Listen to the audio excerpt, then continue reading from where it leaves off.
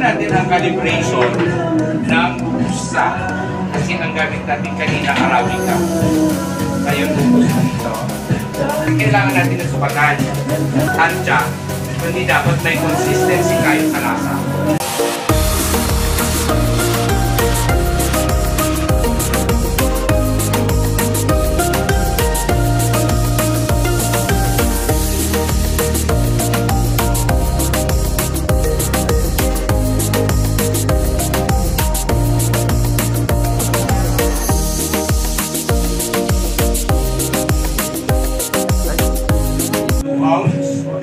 Double shots, 14.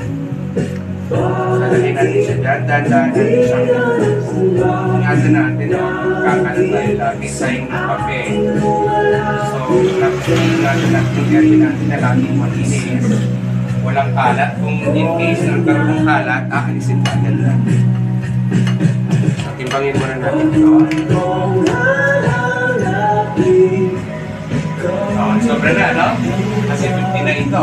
Mapait din masyado. Ang calibration ng busa. Kasi ang gamit natin kanina, Arabica. Ngayon, busa ito. Double shot din. Hindi natin ang konti. Bakit kailangan natin ng timbangan? Bakit kailangan natin ng supatan?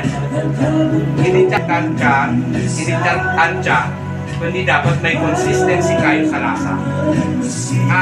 Magbalik na dito, bakit ibang kami yung matugay nung dati? Kasi ibang sukat lang ibinigay nyo. So ngayon, parang pare-pareho, isa lang ang gagawin natin. Hindi pwedeng sumobra, hindi pwedeng kumula. Kaya may timbangan tayo. Ang 1 gram na sobra, yan, pwede yan 14. Mas kunti lang naman yan.